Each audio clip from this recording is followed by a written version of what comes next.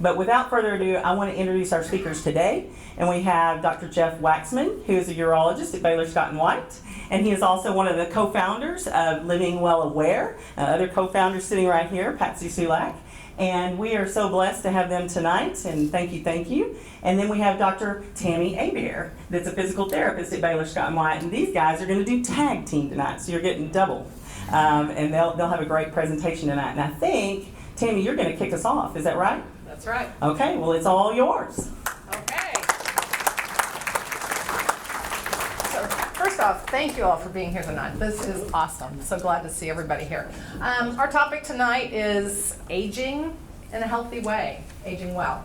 And so I pulled these pictures that I thought kind of showed the whole aging process from our first breath or howl to this gentleman who's blowing out his 106 candles. So as we're aging, we want to live well and still be able to be active. So what's the one thing that we do throughout our life? And that's breathe.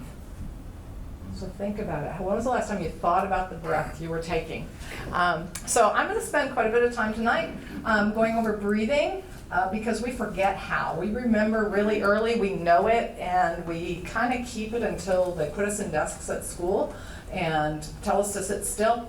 And then we forget how to use the correct muscles for breathing. So today we're going to rediscover those so that we can decrease our stress and get all the wonderful aspects of breathing well, which I'll review as we go along. So how many breaths do you take in a day? Any guesses? A bunch. Yeah, a bunch. We average over 20,000 breaths a day. And I multiplied that by 366 because we're in a leap year, and that's over 7 million a year. I don't think there's anyone in here who's doing an exercise where they're doing 20,000 reps in a day, except maybe if you're running, then you might be doing enough steps. But if you go to the gym and do your 10 or 12 reps and repeat that, and you've got 45 reps, over 20,000. So this could be a little bit important for our overall health. Okay? So first thing we're going to do is pay attention to our current breath. So I'm going to encourage you, invite you to put one hand on your breastbone and the other hand below in your abdomen. And don't try and change anything. Just take a minute and notice your breath. Notice how deep or shallow, how fast or slow. None of these are wrong. You're just noticing. It's like checking the gas gauge on your car. You know, if it says E, you don't get mad at the car. It just is. And now notice where the movement is coming.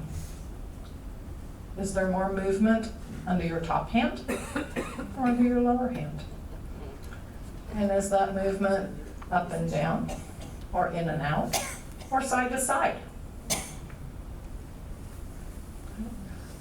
Most of us in good American society will tend to breathe more in the upper chest here.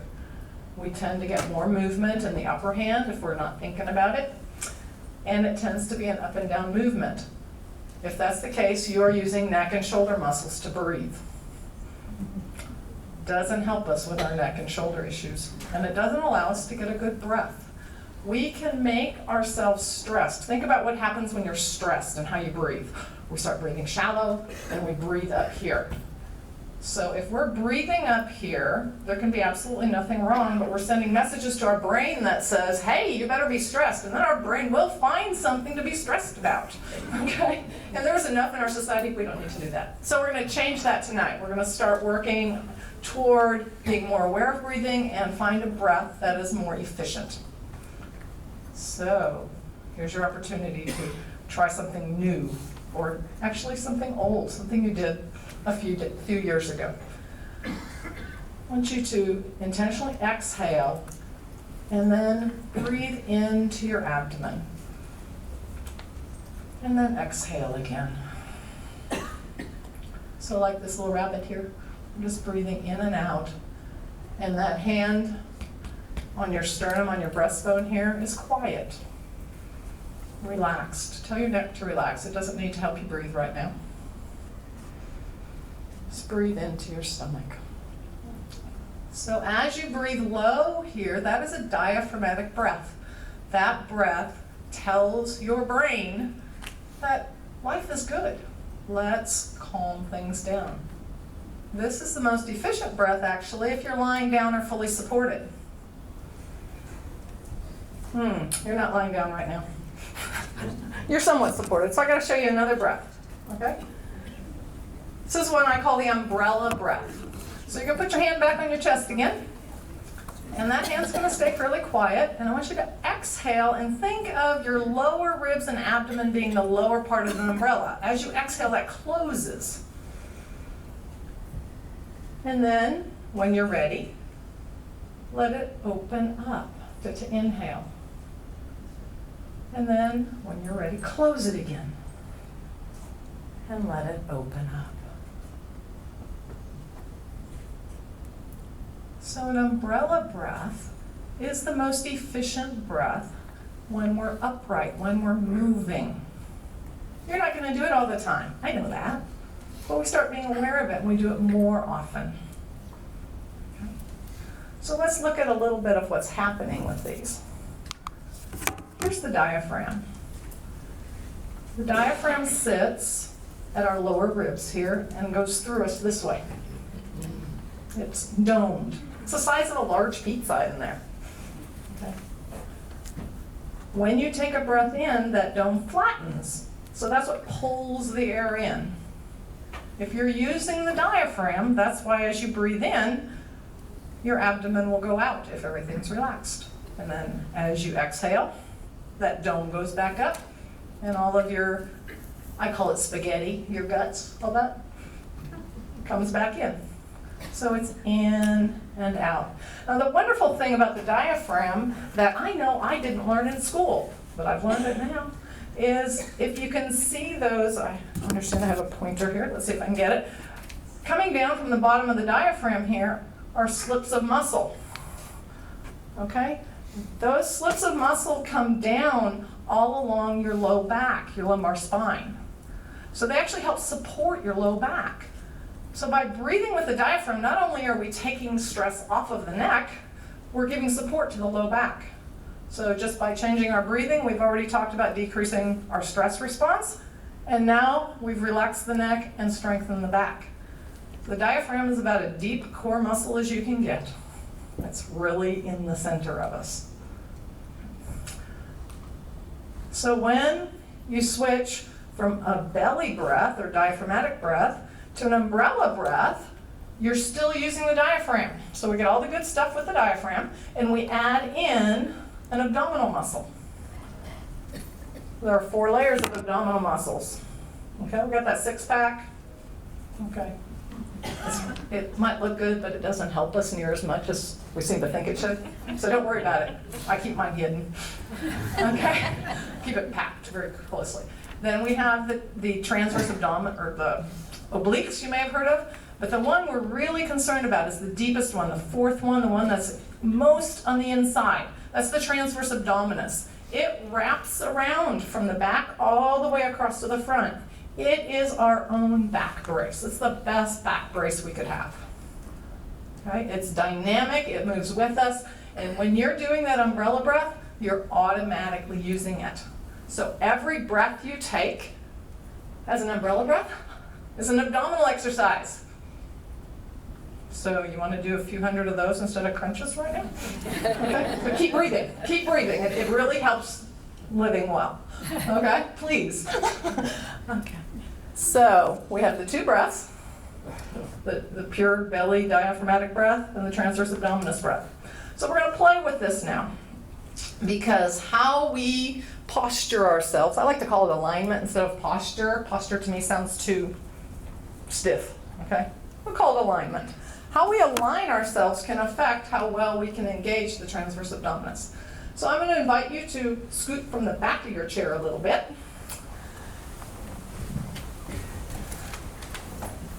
And now everyone sit up straight.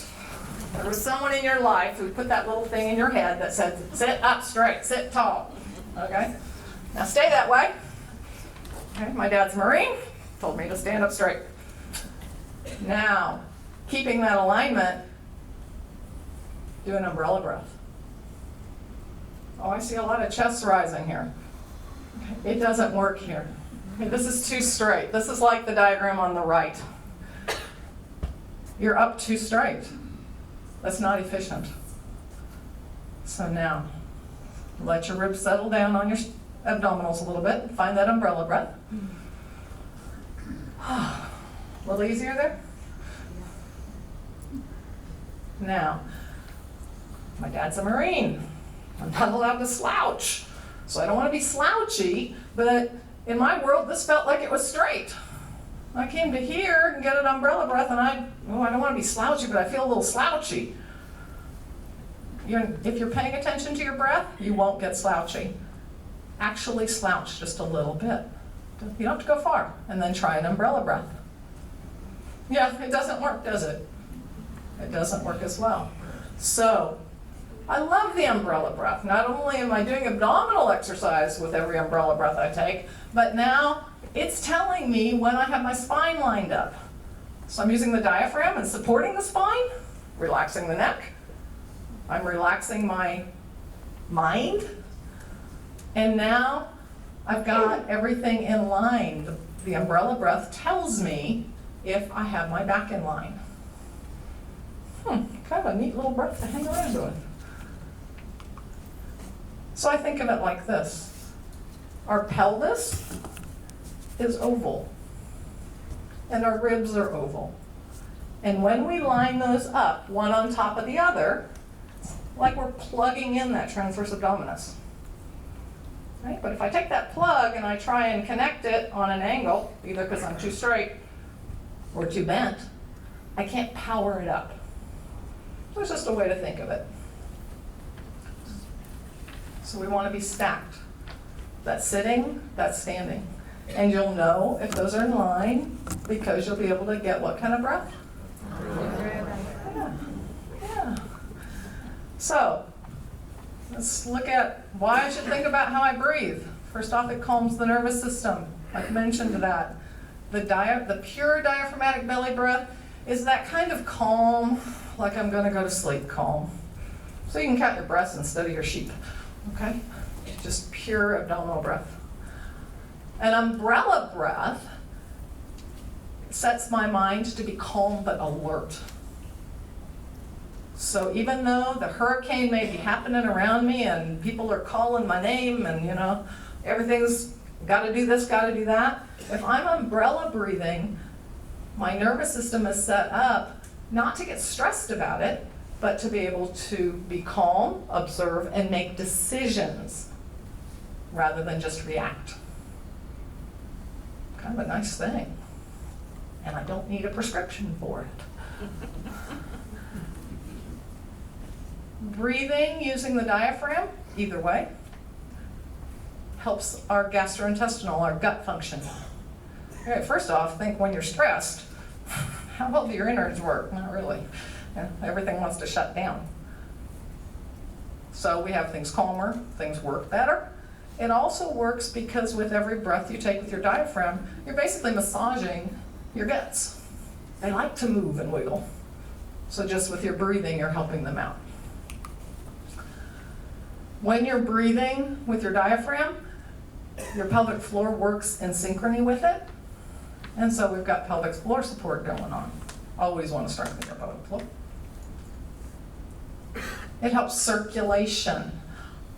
We've known for years that using the diaphragm helps the lymphatic flow come in from the legs, just because of the way we're put together. There's a reservoir from the lymph system that's behind the diaphragm. So when we really exhale, we kind of squeeze that, squeezes everything up, so it acts like a pump. I was really excited a few years ago when I read a study about the venous system, and they showed that when you use your diaphragm, when you really exhale, it helps the venous blood come up from your legs and return to the heart. So we all want that good circulation. That's healthy.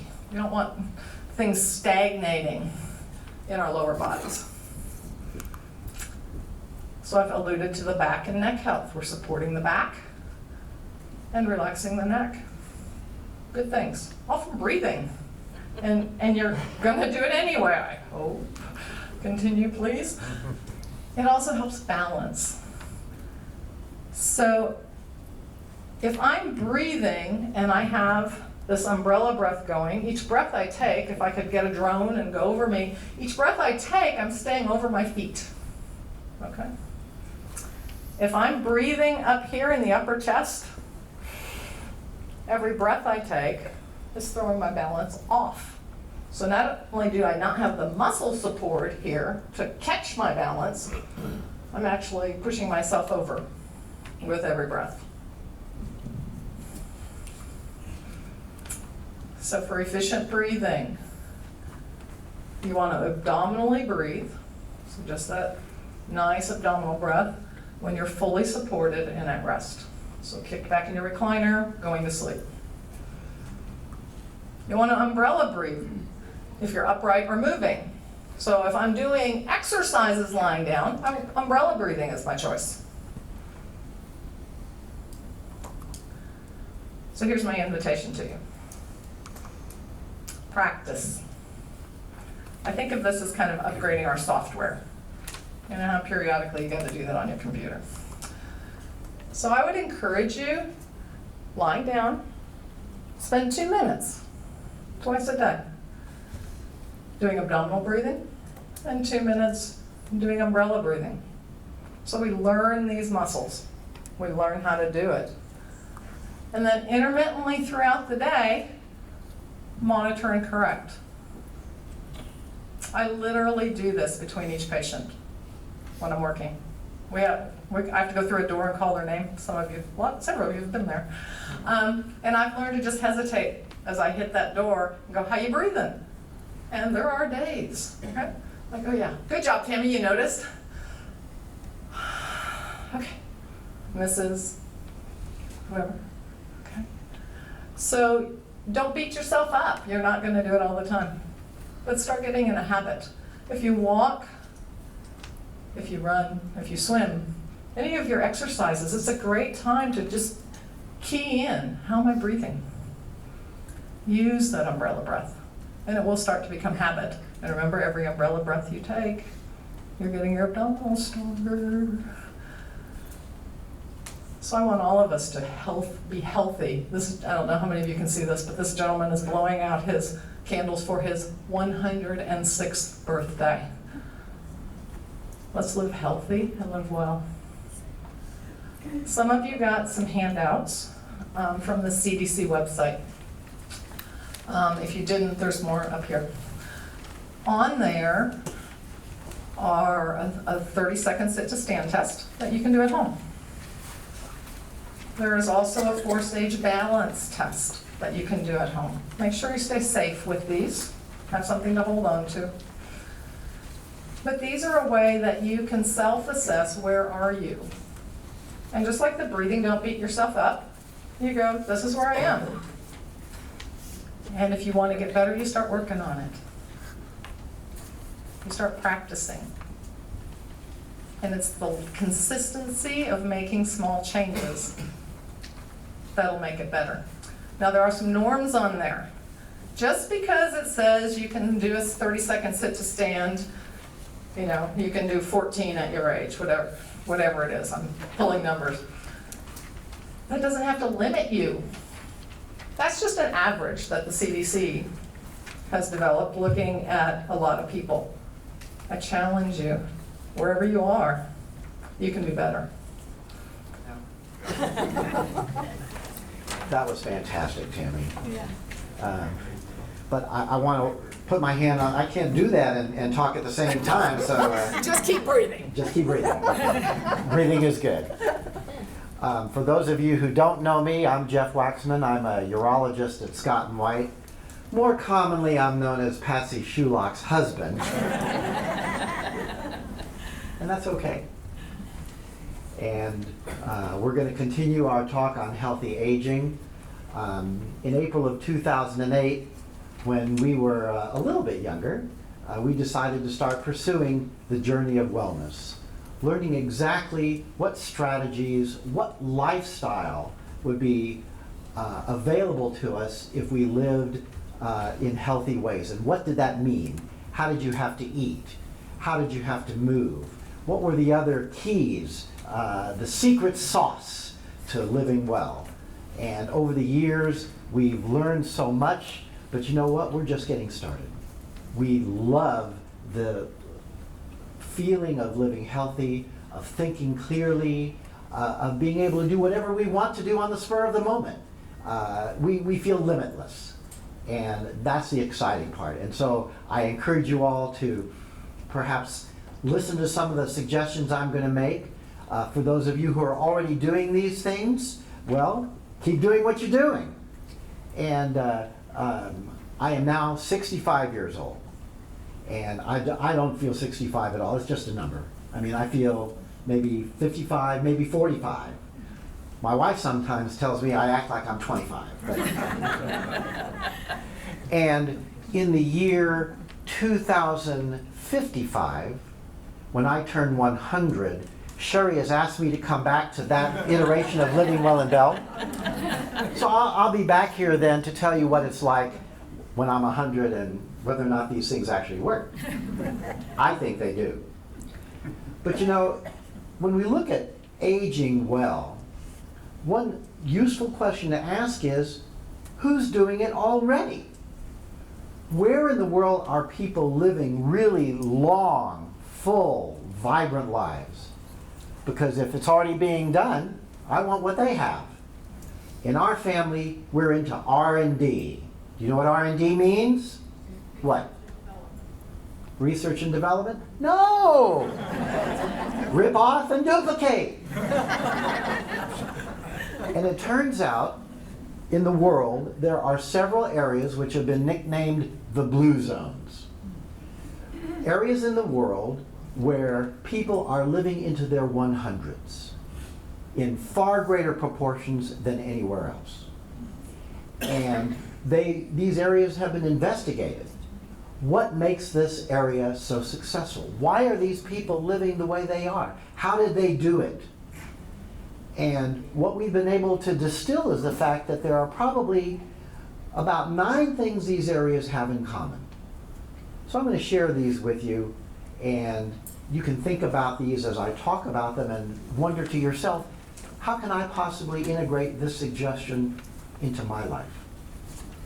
Because the next time they do this survey, you can't, I want the 6th blue zone to be right there in Temple, Texas. I want us to be on the map.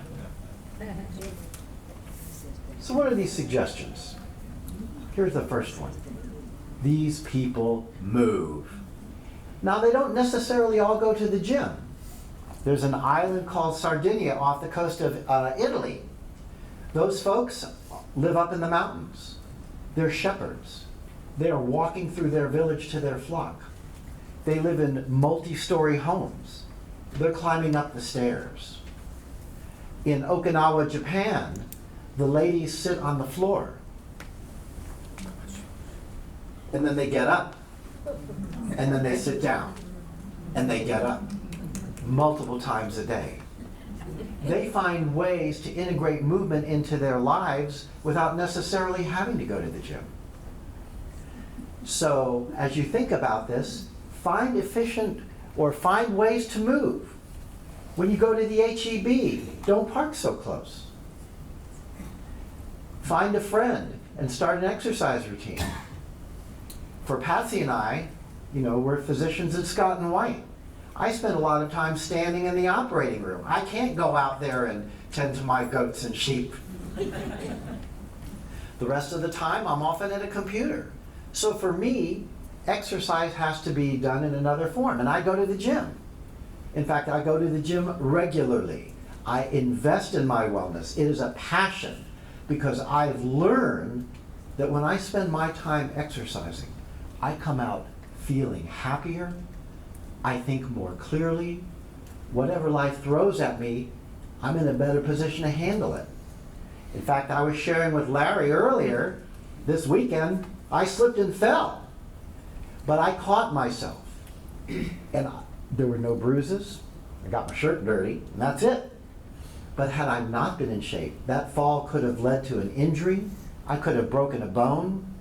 And as you get older, if you fracture a hip, that's a game changer. So one thing that these folks do that has helped them propel their lives into their 100s as they move.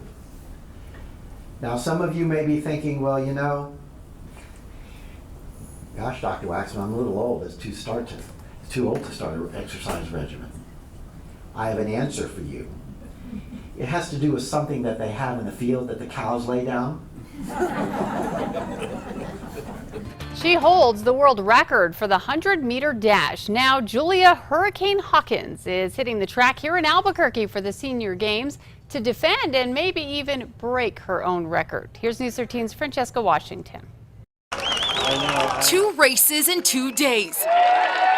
Yesterday, 103-year-old Julia Hurricane Hawkins set a new Senior Games record for the 50-meter dash in the women's 100-plus division.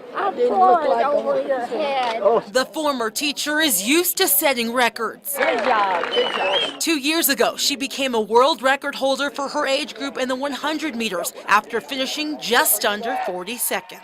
I thought it'd be neat to run at 100 and do the 100-yard dash.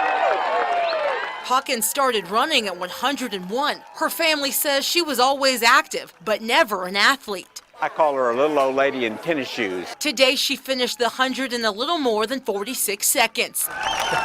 She didn't break her record, but she won her division. Julia Hawkins, gold medalist. She says her favorite way to train is outside in Louisiana, in her garden. I have an acre of land and I have 50 kinds of trees and I'm working on them all the time.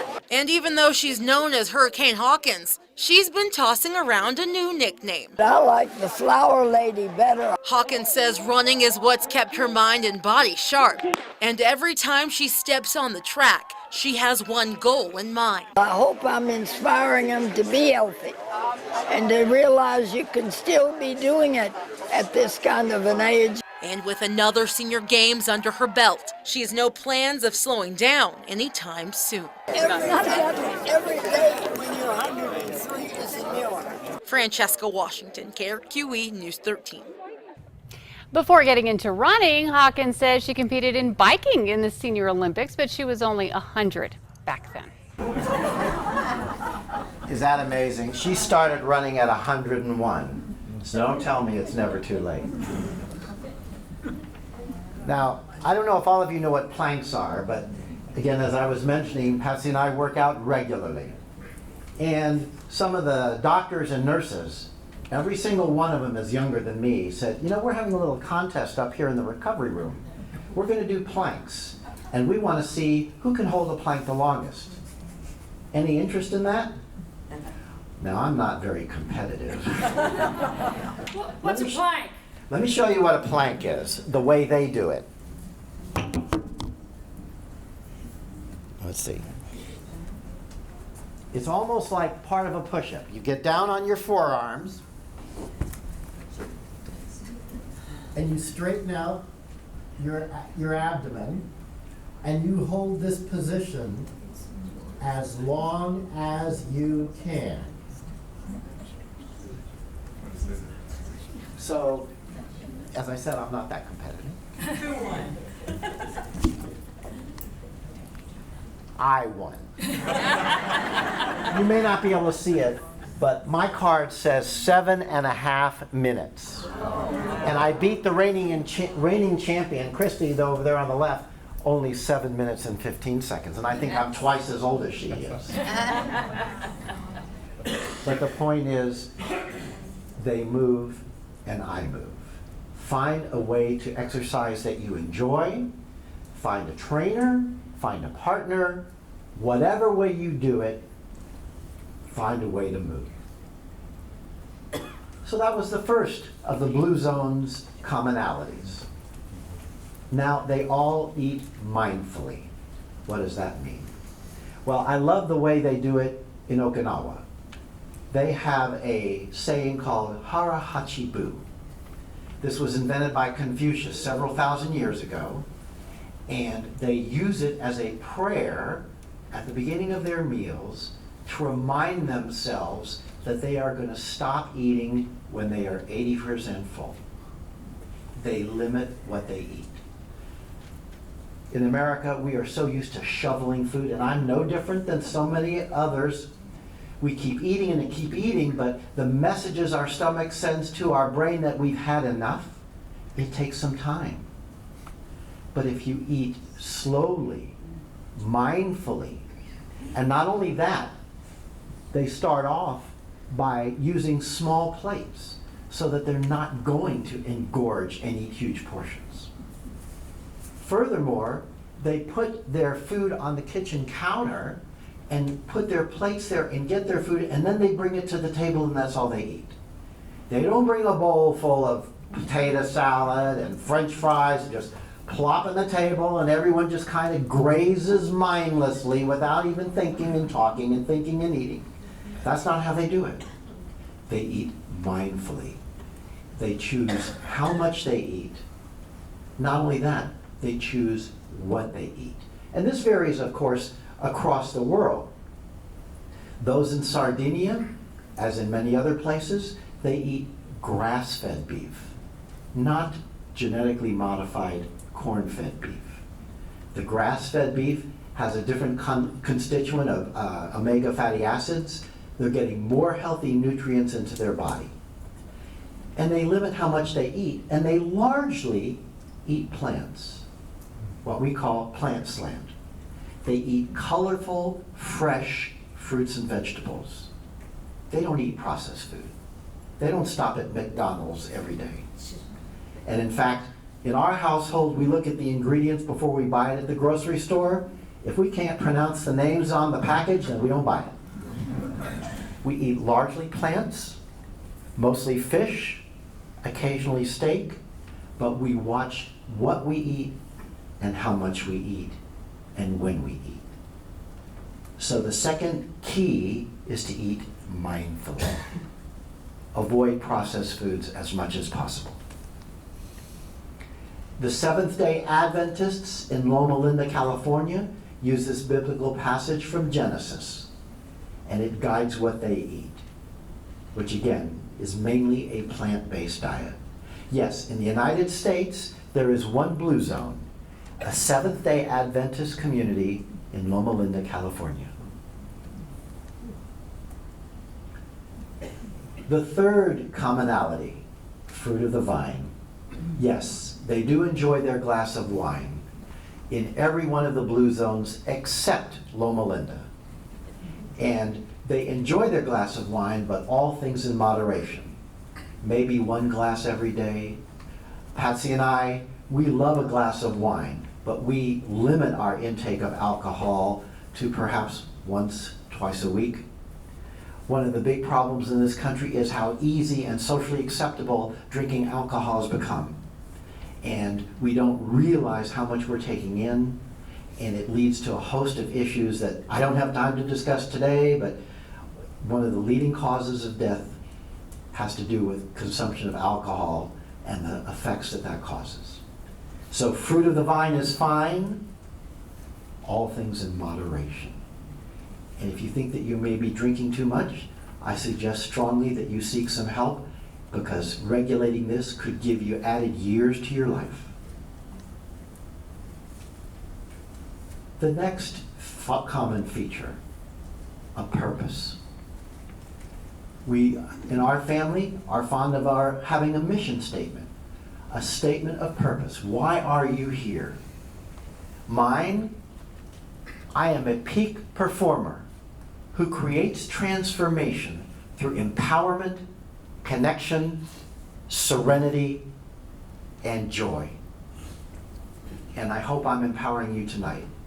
Do I look like a peak performer? I hope so. But that governs what I do. I have a purpose, and it guides my decisions. If I'm looking at a plate of food that's not healthy for me, I try and remind myself I'm a peak performer. Would a peak performer eat that? If I want to have an empowering day, I think about how the day's going to unfold and my encounters that are going to occur. How can I empower those that I meet? Studies have shown that mortality, your likelihood of dying, is greater if you don't feel you have a purpose. We all know him. Does he have a purpose? Oh, yes, he does. He cut himself, he got 14 stitches, and the next day he's out there building homes for Habitat for Humanity. What an amazing example of someone who's lived a full life with a purpose. Those of us who reside in Temple, Texas know Mary Alice Marshall, or knew her. That was one of the most, I remember dancing with her at a function when she was 100 years old. She didn't stop going. Her purpose was to live life fully, to entertain, be a part of this community, and contribute. And she lived a full 104 years, passing away only days before she turned 105. We have our own example right here in this town. Now, this is a fisherman in Okinawa. His purpose, 3 days a week he goes out fishing to bring home food for his family. Look at that joy on his face. Any idea how old he is? He's 103. Wow. This gentleman, Seventh-day Adventist, he's 97 years old, or he was when this picture was taken. Soon after this photo was taken, he ended up in the hospital. Why? Because he's an active cardiothoracic surgeon and he had to go to work. He operated into his late 90s and beyond. He did perhaps 20 heart cases a month, and he was an excellent surgeon who performed with expertise up until that time. He lived until he was 104.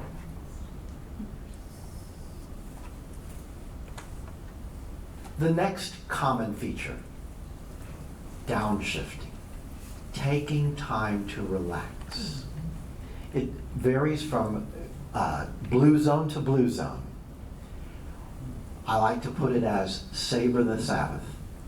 The Seventh-day Adventists on Friday evening, they shut it down. For the next 24 hours, despite the fact kids might want to say, I've got activities, people could think, well, I could be checking emails, I could be paying bills, I could be running errands. From the beginning of their lives until the end, they savor the Sabbath. They take time to relax, enjoy each other's company, and savor the wonderful gifts we have been given. Take a walk in nature. Go to the park. We have a wonderful park system here in this town. Or go out into the country. Mother Neff is right up the road. Do something to enjoy the wonderful natural beauty. And when you're there, you can put your hand on your belly and you can practice your umbrella breaths. Because it is so calming and meditative to be in nature. No matter what your anxieties, being out in nature helps to clear the mind, settle you down, and help you appreciate everything that we have in this town. In our lives, every day, we practice meditation. Before we walk out the door to start our days at Scott and White, we sit down in our living room and we spend 20 minutes in quiet meditation, pausing, focusing on our breathing, just the way Tammy was suggesting, saying a quiet prayer, centering ourselves so that when we hit life and life hits us, we are in a better position to be compassionate and understanding and take life as life gives it to us. So downshifting is something they all do in one form or another. Take time out. Are you ready to have your epitaph saying, he was so busy, or she was so busy, we never took time to smell the roses? I don't think so. Just take a walk. Have faith, whatever that means to you. All of these communities throughout the world where men and women lived vibrantly into their 100s had some type of spiritual connection. They saw, in whatever shape or form, a higher power, someone larger than them who was guiding them and had some ultimate purpose for their lives. Have faith. And honor the family. You know, in our country, our families are often spread far and wide. We may have people living on the East Coast or the West Coast. It's more difficult in our society. We are very mobile. But a commonality with all of these blue zones is the fact that they revered their elders. Being old was worshipped. Being old was respected. Being old was treasured for the experience and the wisdom. In Sardinia, when the centenarians walk into a bar, they're not looking at a Sports Illustrated model of the month. They're looking at the centenarian of the month. So honor their family. And here's mine. I have 2 wonderful sons, one of whom is married and has 2 little girls. I've got my sister in this picture. I've got Patsy, and I've got my niece Abby. My family is also spread apart, but we make it a point. In fact, it's really I owe this to my dear wife. We make it a point to gather as a clan as regularly as possible so we can treasure each other's company. We honor the family. And finally, find your tribe. What does that mean? Find people where you can develop long-term relationships. Develop friendships. You know, there have been some surveys about friendships in the United States, and it seems that the number of close friends people acknowledge having on a survey seems to be dwindling and dwindling. Some people may say they only have 1 friend. Some people may feel isolated and have no friends.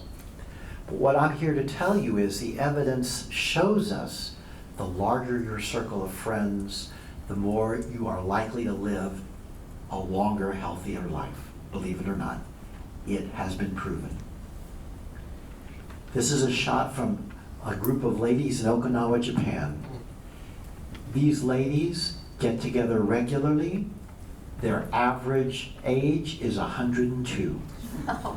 They've known each other for 97 years. But what's special about this group and the groups that I'm talking about is when you have a group of friends like this, you celebrate each other's successes and you share the wealth. You share births. You share new jobs. You share other successes, your achievements. And when things don't go right, they have your back. There's someone you can turn to who will help support you. This is hard to see, but this is my tribe. This is a group of men I know from my parish at St. Luke Catholic Church. Every Friday morning, we get together before we head off on our various journeys to share our faith, to share our experiences, to share our ups and downs. Every Friday. And this group has been constituted in one form or another for 25 years. And I don't know, some of you may know on the far left there's Bill Hamilton, my friend Jerry Samu, our youngster Trey Borland, my good friend Bruce Matus, and me. That's my tribe. So if you have a tribe, that's fantastic. If you live in a neighborhood where you know someone who's shut in, maybe you might extend a helping hand and bring them in. Bring them into a social situation, because social isolation in this country is such a tragedy.